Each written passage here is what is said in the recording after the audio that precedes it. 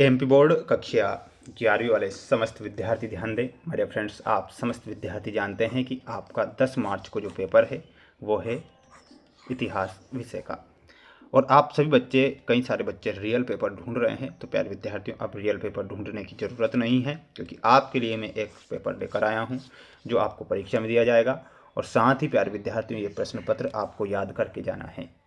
जितने विद्यार्थी वीडियो को देख रहे हैं तो ध्यान से और गौर से इस पेपर को देखें, एक भी प्रश्न आप मिस ना करें, क्योंकि पेपर आ चुका है।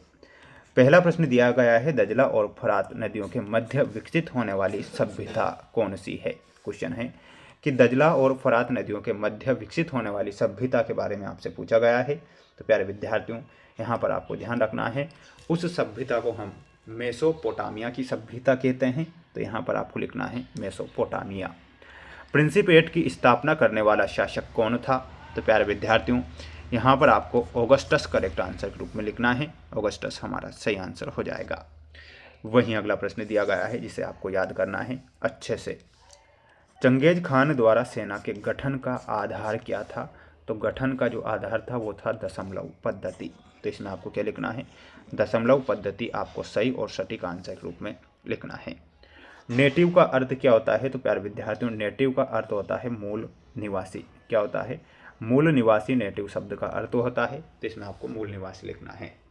लैटिन शब्द का ऑस्ट्रल अर्थ क्या है। तो ऑस्ट्रल अर्थ हो जाएगा दक्षिण। क्या हो जाएगा, दक्षिण इसका सही और सटीक आंसर है। तो यहाँ पर आपको दक्षिण लिखना है। नेक्स्ट क्वेश्चन की ओर बढ़ेंगे। अगला क्वेश्चन है जो परीक्षा में आएगा, जापान की राजधानी परीक्षा में आएगी। तो इसमें आपको लिख कर आना है टोक्यो जापान की राजधानी है। तो यहाँ पर आपको टोक्यो सही और सटीक आंसर बताना है। चैनल पर जितने भी बच्चे हमारे साथ नए जुड़े हुए हैं तो प्यारे विद्यार्थियों, वीडियो को लाइक कर चैनल को सब्सक्राइब जरूर करके रखें। आपके लिए प्रयास और मेहनत जो हम कर रहे हैं, पेपर आएगा और ज़रूर आएगा।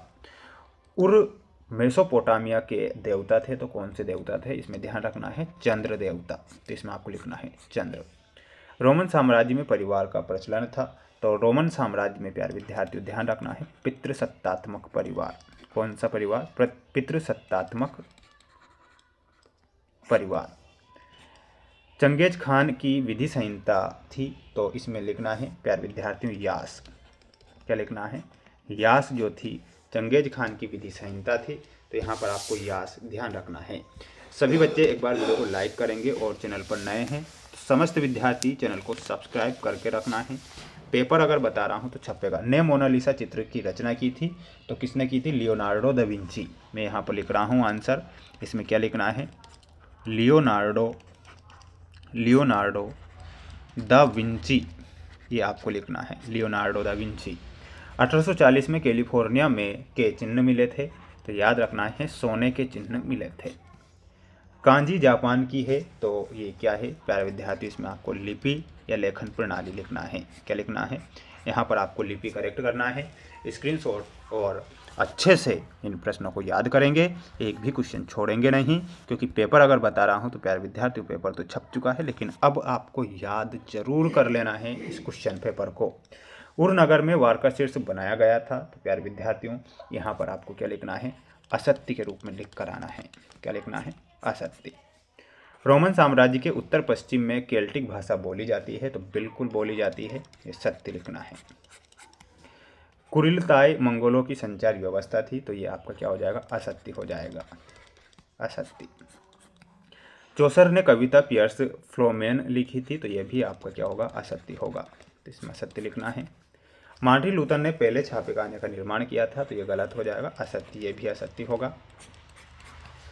अमेरिका से प्राप्त सबसे पुरानी मानव कृति एक तीर की नोक है। तो बिल्कुल ये आपको क्या लिखना है, सत्य लिखना है। ठीक है, तो स्क्रीनशॉट सभी बच्चे ले लेंगे, अच्छे से याद कर लेंगे, और पूरा का पूरा पेपर आपको याद कर ही लेना है, क्योंकि पेपर आ चुका है और परीक्षा में आएगा।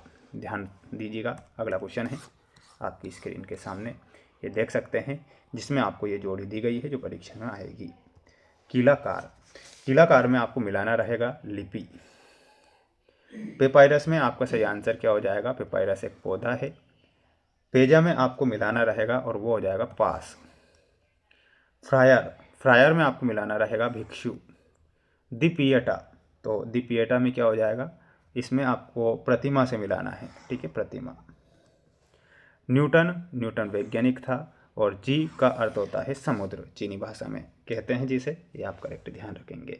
बढ़ेंगे अगले क्वेश्चन की ओर। अगला क्वेश्चन देखिएगा आपकी स्क्रीन के सामने। अगला क्वेश्चन आ चुका है, जिसमें एक वाक्य में उत्तर आपको देना है और लिखना है। एम्फोरा किसे कहते हैं? तो जल्दी से आप कमेंट बॉक्स में बताएंगे। मंगोलों ने चीन की महान दीवार का अतिक्रमण कब किया था? तो यहाँ पर ध्यान रखना है 13वीं शताब्दी में। कब किया था? 13वीं शताब्दी, ये लिखना है। लॉर्ड का घर क्या कहलाता है? तो लॉर्ड का जो घर होता है, जिसे मैनर या दुर्ग कहते हैं। जेसुइट किसे कहते हैं? तो ये धार्मिक समूह को जेसुइट कहा जाता है। धार्मिक समूह लिखना है। इसमें कैथोलिक पादरियों का एक धार्मिक समूह होता था, जिसे जेसुइट के नाम से जाना जाता था। ये भी ध्यान रखना है। रिनाइसांस का अर्थ क्या है? तो रिनाइसांस का जो अर्थ होगा प्यारे विद्यार्थियों, वो पुनर्जन्म या पुनरुत्थान भी आप लिख सकते हैं। क्या लिखेंगे? यहाँ पर पुनर्जन्म आप लिखेंगे। पुराने राष्ट्र घोंगे की चाल से सरकते हैं, नया गणराज्य किसी एक्सप्रेस की गति से दौड़ रहा है। यह कथन किसका था? तो ये जो कथन था प्यारे विद्यार्थियों, ये जॉर्ज डेंटन का कथन था। तो यहाँ पर आप लिखेंगे जॉर्ज डेंटन। जॉर्ज डेंटन जो होगा सही सटीक आंसर होगा। फुकोकू क्योही का अर्थ क्या है? तो इसमें लिखना है समृद्ध देश।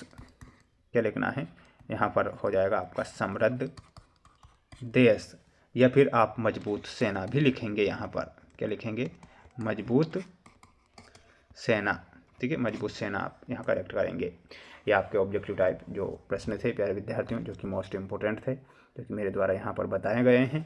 सभी छात्रों को चैनल को सब्सक्राइब करके रखना है। अगला सेट पेपर बहुत जल्द आएगा सभी छात्रों के लिए। मिलते हैं नेक्स्ट वीडियो में। जय हिंद, जय भारत।